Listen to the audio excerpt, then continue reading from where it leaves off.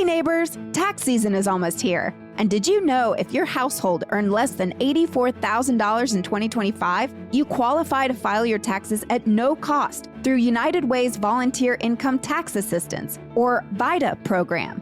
Maximize your refunds and save on filing fees. Get free tax prep from United Way and keep more of what you earn. Visit UnitedWayFileFree.com to learn more. Nashvillians know hard work. But listen, that doesn't mean you have to do it all yourself. TaxRabbit has been helping folks in Music City for over a decade with everything from furniture assembly to minor home repairs. If it's a gorgeous weekend out, do not let that to-do list ruin it for you. Just hop on the TaskRabbit app, describe what you need, and find a skilled tasker right in your neighborhood who can take it off your plate. Pricing is totally transparent. You'll see the hourly rate up front, which includes the tasker rate and the service fee, so there are no surprises at checkout. Download the TaskRabbit app or visit TaskRabbit.com today to get those home to-dos crossed off.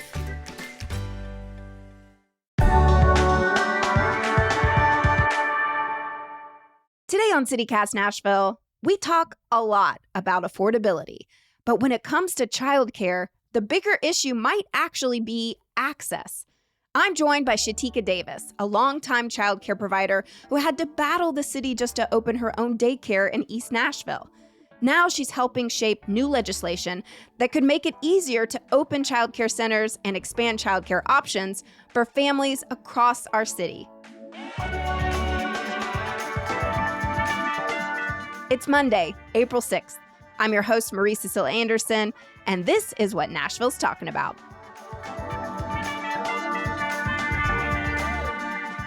Shatika, you have 25 years of in-home childcare experience, but when you went to open up your own daycare center in East Nashville, you were met with a ton of challenges. Can you tell us about all of those? A ton of challenges that I wasn't prepared for. Being in the childcare business for 25 years, learning the ropes, helping others prepare for that process, you wouldn't think that you would be met with things that you weren't prepared for. But there were so many different things that had happened from 2000 when I first got licensed to 2025 when I was going through the licensing process again. So the zoning thing had changed so drastically. It was costly. And I don't say more costly, I say costly because at first it didn't cost us anything. Literally, they did all the work. We just sat and let them do their inspections and stuff. So when I was met with a cost for board and zoning appeals, when I was met for even getting this place rezoned because it used to be a daycare prior, but they won't admit that it used to be a daycare prior. So we had to literally go through everything over again. We were met with architectural plans that I had no clue that we would have to have. So we had to pay an architect $2,500 just to put their seal on already architect plans that were in place, just so they could say they were up to date. What was your reason for wanting to open a daycare center and not just continue on with your in-home childcare business? CityCast is probably going to have me on several more times so I can tell all of these stories that I've gone through. But I was in home and I was actually forced to come out of my home with the Department of Human Services. I had been unlicensed for a bit after the COVID.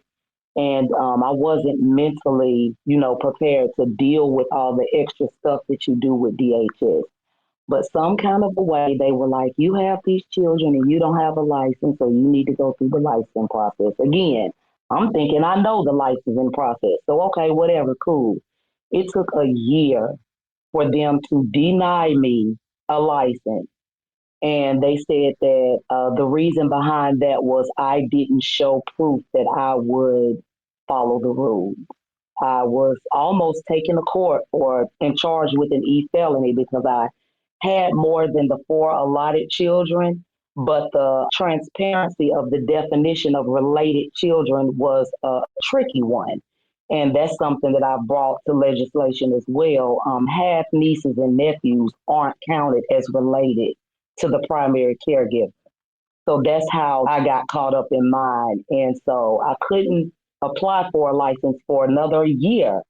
And I was like, this is my life. Like, this is my whole purpose. Y'all not going to take that away from me. So I said, okay, you don't want me in the house? I'll come out the house. So you had been following the rules as you understood them. As I understood them, as most of us understand them. But that's a trick amongst many of them that they have to get you caught up. So what happened to the kids you were caring for during that time? Well, they found I helped them find, other stable daycare. They were uprooted from me. Parents didn't want to leave. The kids didn't want to leave. And then when I got down to the allotted number that I could have, they stayed there with me until they finally went off to school. And then I just put all of the effort into opening up, bridging the gap. Let's talk about your daycare center, Bridging the Gap. When did you successfully get it up and running, and how long did the whole process take? We started this process back in July of 2025. We thought we knew the licensing process. So we were prepared. We were looking at buildings like, we know we can't get this because they're going to be looking for this. So no, we're not going to be able to do that. All of that was, futile because things were different according to whoever may be the one to come out and do your inspection. The hardest hit was the transparency between DHS and zoning. They don't have a relationship. So it's not like we can ask DHS what, should I be looking for as far as zoning is concerned, because they're only going to come back with they don't know either. It's just like you stuck in a rock and a hard place and you really don't know what you're going to need until you get up to that road. And so the hardest thing that hit us was we were in a building that already houses a homeless program that serves meals daily, breakfast and lunch. They take a shower daily and they can wash their clothes daily. However, after we finished, finally got to the Board of Zoning Appeals and paid $250 for that and the architect, all of those things, we finally thought we were behind the wall. And then here comes Metro Water saying that we needed to pay $7,000 in water capacity fees based on what we may use for bringing the daycare here. $7,000 just out of the blue? $7,000 just out of the blue, and nobody could make it make sense. Nobody could make us understand. But the worst part about is you not knowing. You're thinking you're at the end of the road. You're at the end of the race. And then all of a sudden, these people hop out from behind the curtain. And then you're stuck again. So here we are. We read and read and read. And we found some fine print that said we only needed to pay 30% of the $7,000. And then they could give us our use and occupancy permit. But of course, they didn't expect us to find that. Yeah, we found the architect actually found that. And so we paid the 30%. And they were even trying to push back on saying, no, you'll get to get your building permit. You won't get to get the use and occupancy permit. I'm like, what do we need a building permit for? It's already here. But now y'all just making up stuff.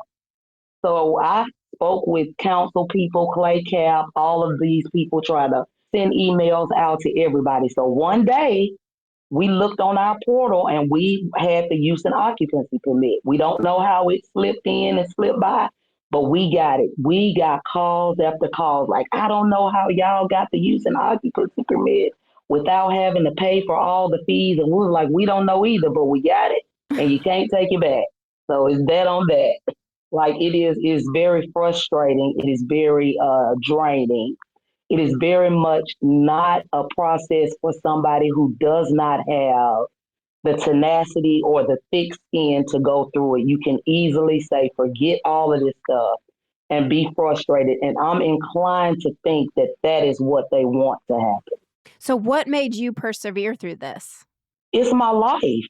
I've been doing childcare since I was 23 years old. I'm 50. What did they want me to do? Go out there and get a job? Right. This is your job. This is your life. And then I knew that it was personal, like not personal to me, but personal to the access of childcare too, because none of the things make sense. So I can only go to y'all want this to happen and y'all don't want people to have access to childcare when you continue to make things so difficult and so hard and none of it makes sense. So I'm going to prove to all of the people that have given up, all of the people who get frustrated, that you can do this.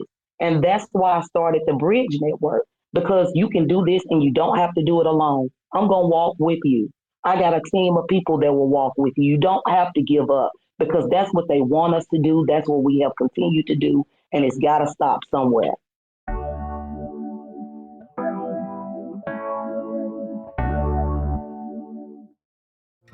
Hey y'all, looking for a reason to touch some grass this spring? Nashville Earth Day is coming up on Saturday, April 18th from 11 a.m. to 5 p.m. And it's all happening at Centennial Park. This free, family-friendly festival is all about celebrating our planet and finding simple ways to make a difference right here in Middle Tennessee. You'll find more than 75 exhibitors and vendors, from local growers and makers to nonprofits and sustainable small businesses. Plus, live music headlined by the Watson Twins. Also, a speaker's tent, Kidsville games and activities, an EV car show, yoga, and lots of food and drinks galore.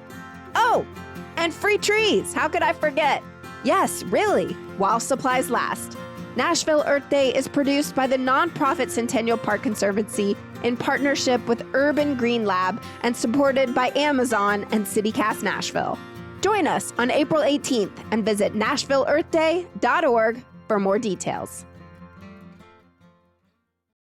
And now, Metro Council, with the support of the mayor's office, has introduced 2 bills aimed at addressing the shortage and the cost of childcare in Davidson County and making this ordeal you just went through easier for caregivers. So were you part of this process? Now, I don't know who heard me whisper or it got it put in their ear, but I know that I have been speaking on these unnecessary barriers, things that don't have anything to do with the health and safety of the children, that they need to come down because, the news reports are always saying we have an affordability problem, and we don't. We have an accessibility problem. And if we focus on the accessibility of the child care, then the affordability won't be there because, people pay for what they want. That's not the issue. It's just that they don't have the options. And so I spoke with Clay Caps, and that was probably like a year or so ago when I first started with the water capacity fees. And then all of a sudden, people were calling me and talking about the zoning barriers and what do you think about it and what did you go through? And then I heard about the legislation, and my heart was so happy because I was like, oh my God, finally somebody is paying attention because people don't pay attention to childcare. They just think childcare is, and it just happens, and that's just not what it is. It's so many things behind the curtain that people don't realize that we go through to get up and running and stay running. The first idea in this new legislation is to remove restrictive zoning barriers that block new childcare centers and end the 1,000-foot spacing rule that possibly limits supply. Why on earth is there a 1,000-foot spacing rule? Again, those are things that you can only come up and imagine that let's just make things harder because daycares are never in competition. If I had a daycare on this side of the street and there was another daycare across the street from me, we would never be in competition. To my understanding, those rules are set in place for people that may be going back and forth with each other. But it's Burger King and a McDonald's right beside each other. Mm-hmm. So what are we doing with placing 1,000-feet barrier between childcare? That just means to me that we don't want them in neighborhoods. We don't want them in communities, and we don't want them to be accessible. Again, when I come back to it, all of the things just turn to the agenda that seems to be happening because it makes no sense. Can you talk just for a second about what you mean by accessible? Accessible is what I mean by if I live on a certain part of town, I should be able to find a daycare that matches my pay, that matches my hours of work, that matches my commute. I shouldn't have to bring my child all the way to another side of town. I should be able to have options. Schools have options. You can homeschool your children. You can send them to private school. You can send them to public school. You can send them to charter school. Childcare should have all of those options as well. But if we don't have those options, just like what NES is charging what because they're the only light company, we don't need to be the only because that's what drives the affordability. People seem to think I'm the only daycare in this area. There's not anymore. You're not going to drive 15, 30 miles to get to another one. So let me charge you $450 a week because you don't have a choice. And a lot of parents and families are taking those choices or trying to make do with it simply because they have no other way out. And it shouldn't be like that. Well, so let's go back to the legislation. So the second part of the plan is to streamline the permitting process to cut delays and simplify approval requirements for childcare centers. So you've been through that process yourself. Can you tell us about these changes and how they would help? Oh my gosh, it would definitely help. I did hear that, they put those things in place intentionally to slow down the big developers that were coming into town and building up things and making money, but some kind of way they forgot to take the child care providers off the table. So, I mean, I'm not sure how true that is, and I'm not sure how hard it would be to take us off of that. But in order to get down to the zoning process and be able to go through that in a month or two at most, that's really it. You can have daycares popping up like the vape shops are on every corner. Why would somebody be against these changes? Does it impact anyone in ways we aren't thinking about? You know what? I think about that a lot, and I honestly don't have an answer to that. I will not ever be able to tell you why somebody would not want daycares to be accessible in Nashville. Like, I'm like, if nothing else, let's be the blueprint and show the other people how we can get these daycares put up and nobody's complaining about the daycare crisis. But oftentimes I think people like data instead of movement. So if we can keep on continuing to pretend like we're trying to figure out the crisis problem and we can keep getting funded for getting this data, then that money can keep rolling that way instead of rolling to the action steps needed for that data to make sense. What are you hearing on the ground from Nashville parents when it comes to childcare? Because we've heard for years that Nashville is experiencing a childcare crisis. Is it getting any better? You know what? There are plenty of childcare centers that have spots available. But like I said, it doesn't work for the families that could get in those spots. So they can't choose that. If I live on east side of Nashville, I'm not going to drive to Antioch just to take my baby to daycare and then I have to come back on the east side to go to work. It would never work. The crisis is internal, definitely an internal thing because it doesn't have to be. But a lot of parents don't have a clue. And that's the reason why we try to speak out because it ends up being a provider versus parent type thing because they think it's us. So I do my best to have meetups at different places and explain to the parents what's going on behind the scenes. Well, so as you mentioned before, Bridging the Gap is located in the Community Care Fellowship, which is in the Casey homes here in East Nashville. Can you tell us about the Casey community and what the specific needs of that community are? Well, the specific needs of this community is somewhere like something like half of the homes are boarded up and the other half people are just living in until I don't really know what's going on with it. But then across the street from us, they have these flats, townhomes and flats. The gentrification is happening. So the kids that are still here in the neighborhood are really just here. And we try to, even though we have age 0 to 6 years, we try to engage the older kids as well because they're right there. We have the playground is here because we know that they need these things. So we've added a family pantry here at Bridging the Gap for the community. The parents can come and pick up their children and shop at the same time for essential items, food, meat, all of those things. We're trying to get dental, vision, and speech therapy to come to the daycare and do those screenings. And if somebody needs to continue it on, to come here and do it. Whatever it is, while I am fighting for the streamlining of getting up and running, whatever it is that we can do at Bridging the Gap to still put a dent in what the parents are responsible for, that we can do, that's what we do in this community. We have a partnership with Impact Mojo where we get diapers every month for the infant. So our parents aren't responsible for bringing in diapers and wipes. We try to make partnerships and everything for not only the parents at Bridging the Gap, but the community of James Casey and whatever these apartments are beside it, so that they'll know as well that this is not just a daycare center. This is something that is here for the whole child, for the whole family, and for the whole community. And that's what it was always going to be. All right. So for folks who are listening who may not have any children, can you describe what you want the vibe to be like at Bridging the Gap? Like, what are you planning for a typical day? Okay, so for a typical day at Bridging the Gap, we have partnered with, like I said, I make partnerships. So we have like yoga people come in.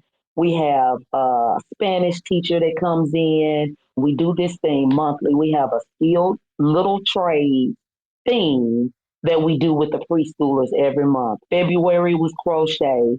Last week it was carpentry. This month it is gardening. We're having our grand opening community day on May the 16th.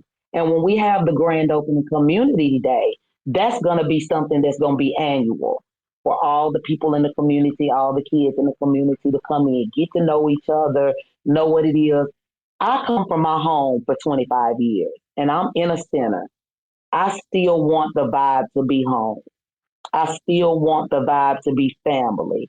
I still want the vibe to be your child is not just a number up under our roster. Like we are all family. When you join the Bridging the Gap family, it's a wraparound service in all ways. You, your child, your husband, your niece, your nephew, like, because I do a bridge to babysitters cohort for the young children to show them how to take care of children and to be babysitters and all of those things. So, Bridging the Gap is moving up to be like a hub of family in the James Casey community.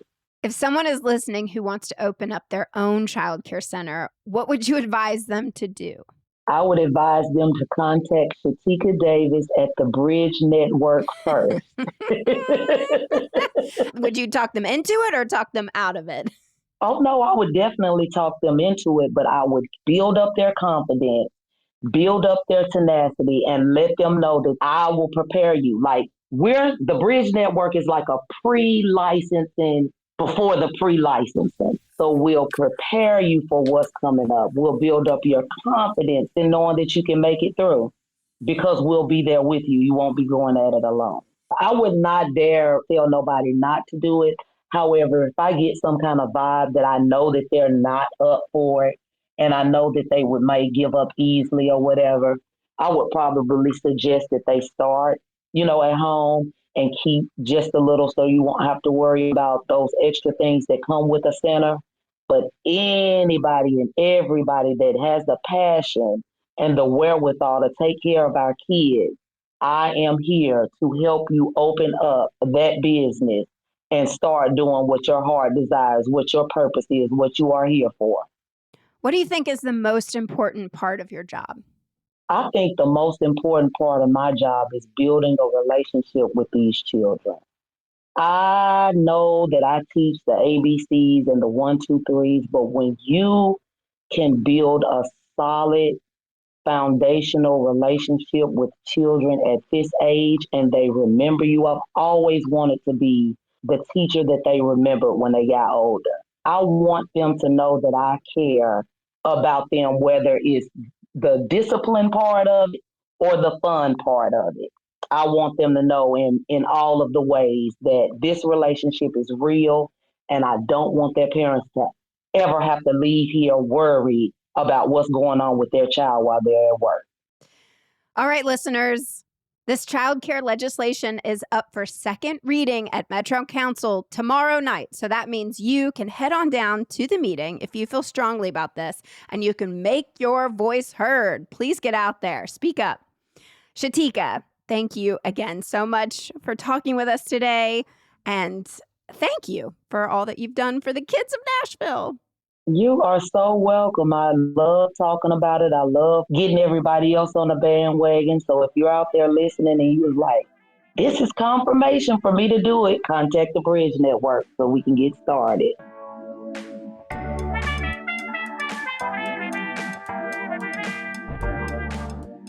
That's all for today here on CityCast Nashville. And don't forget, you can support this show and get great perks by becoming a CityCast Nashville neighbor at membership.citycast.fm. If you enjoyed the show, why not tell your friends, rate the show, leave us a review, and subscribe to our CityCast Nashville newsletter. We'll be back tomorrow morning with more news from around the city. Toodles!